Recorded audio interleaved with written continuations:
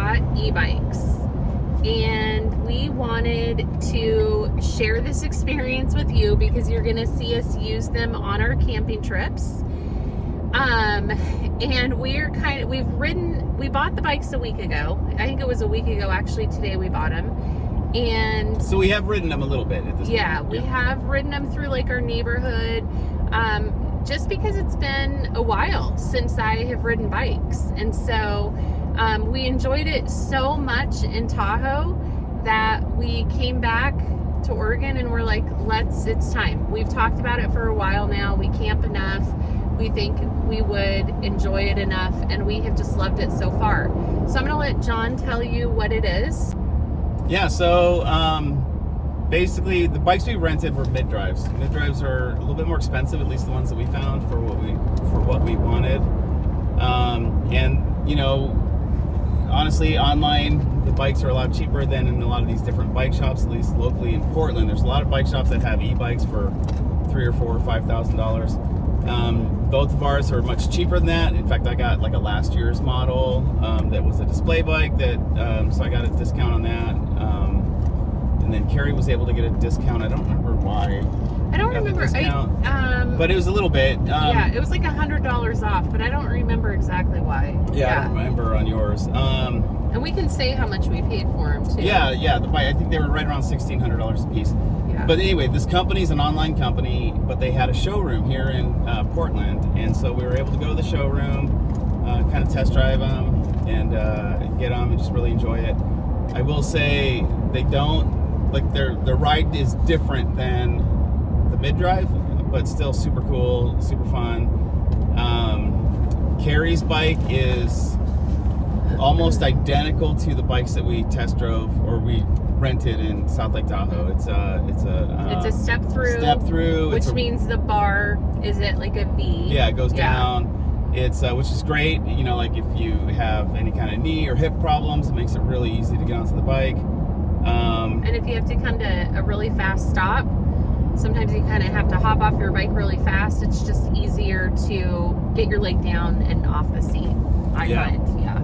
So hers is a step through. Mine is not a step through, although they make my same exact bike in a step through model. They just didn't have one that was like last year's model. So like I could only save on the one that had the bar going across it. But the other thing is Carrie's bike has got the thinner tires. When I say thinner, they're not road bike tires. I think they're like 2 3/4 inches wide. It's just considered like an asphalt. Yeah, like what we just. In fact, that's the name of her bike is a asphalt. Mokwheel asphalt. And me and John are mountain bikers, so we're not gonna. Well, at least I'm not gonna go on any crazy trails. John might. So my tires, I think, is gonna be fine for like everything we do. My bike, I bought a fat tire, what they call a fat tire bike. So the tires are 4 inches wide. It's huge. Yeah, so and my bike's 80 pounds, Carrie's is 50, so like it's significantly lighter by having those thinner tires and whatever else makes the bike lighter or heavier. But yeah, it's super cool. We're excited to show them. We're excited to kind of review, talk about the differences. I mean, one big difference I can already tell you is Carrie's bike is so much easier to load, to get on and off, to just put your feet down, make a small turn and that kind of stuff. The bike I have it's a heavy bike, and it's the wheels are 4 inches. There's a lot of drag on those wheels, right? So turning it around is a little bit more like you have to muscle it a little bit more. I'm hoping that we'll see some positive differences, in sand and rock and stuff like that, but we'll have to wait and before we get there. So right now we're just kind of doing a initial review and kind of bringing you guys along. So the name brand of the bike is Mokwheel. I will put a link in the description of this video, and I'll also put a little title in to what these bikes are called.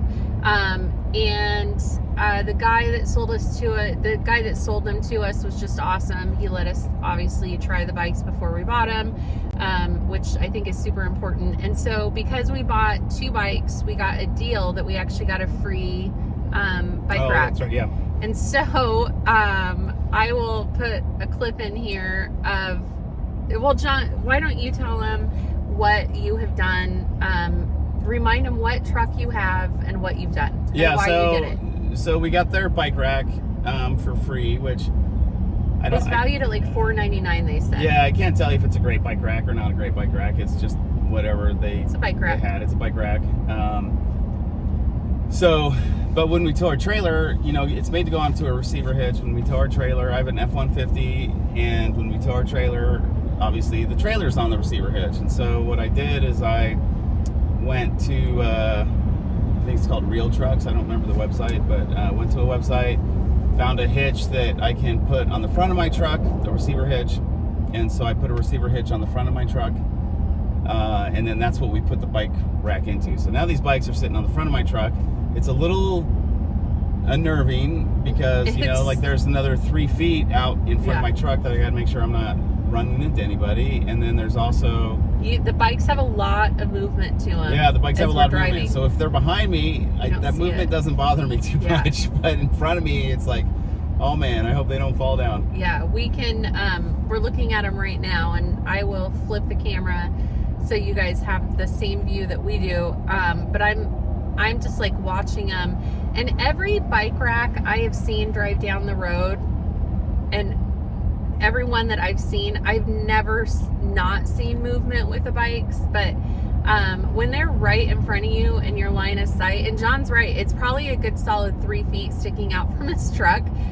So he's like, oh, I need to definitely, you know, learn to stop a lot further back. And when we were pulling out of our driveway this morning or this afternoon, he literally almost had to back into the neighbor's driveway because there was a car on the street just to like miss that. So it is definitely a learning curve, and we're going on a pretty good big trip in a week that we're taking our bikes to, and it's a lot of miles we're going to be driving. So John definitely wanted to get the practice today.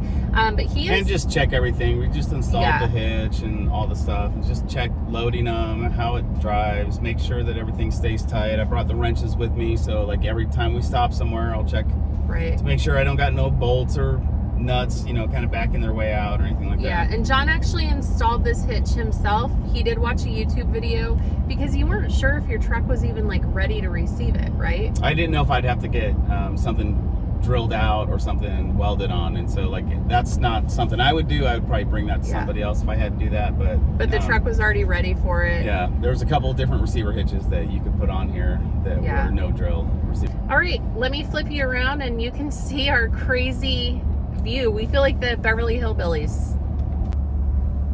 All right, so there is the view in front of us. The bike handlebars that are on the driver's side, so that's going to be the left side of your screen. That is John's bike, and the right side is my bike. My bike's purple, John is gray.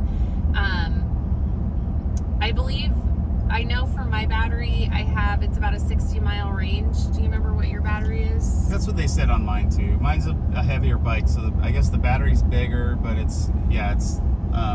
think they say a 60 to 80 mile range. The reviews I've read on them really say more like 30 to 40 mile range. You know, like the 80 mile or 60 mile range is if you're probably, you know, 5'2", weigh 80 pounds, and you're, you know, doing a lot of heavy pedaling and going straight on flat ground, I think, you know, so. All right, we've made it to the trailhead. So John is taking the bikes off. So this is my front one, or the front one's mine. This is the size of my tire. And then that's the size of John's tire right there. So definitely quite a bit of difference. And my bike is so much lighter. Isn't it pretty? It's actually kind of the only color. There was another color I wanted. Unfortunately, they didn't have it in stock. But the bluish purple works well. So here's John's. So significantly bigger. His is like a matted gray. He likes that better than the shiny. But look at the size of his tires. So he can definitely go anywhere. And can we just take a minute and appreciate this brand new, fresh off the factory floor Ford Raptor? That thing is so beautiful. Well, it's a Ford Ranger Raptor edition, but so beautiful. Anyway, I've always loved the Rangers. So back to the bikes. The bike rack did well. We're gonna start down the trail. Oh, And John's chain just fell off, but that, yeah, he pushed it off. So, but yeah, here's John's bike.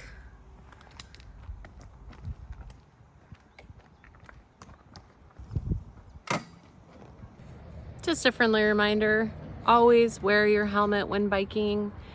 I've worked in the medical field, I've worked in the emergency room, and would see head injuries come in. You have one head. Well, you know what I mean. You have one noggin. You have one brain. So protect it. Just wear a helmet. Who cares if it looks stupid? Just wear a helmet.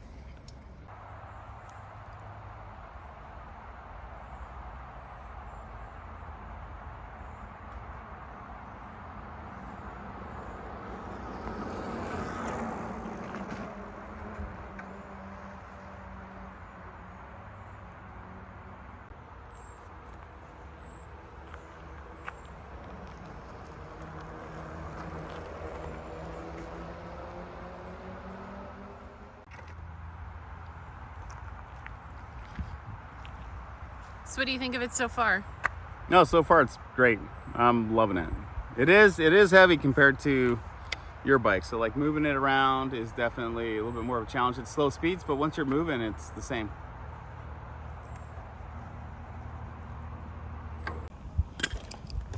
All right, so while John is checking the bike frame just to make sure nothing loosened up, we just got done with our ride. We did about almost 10 miles.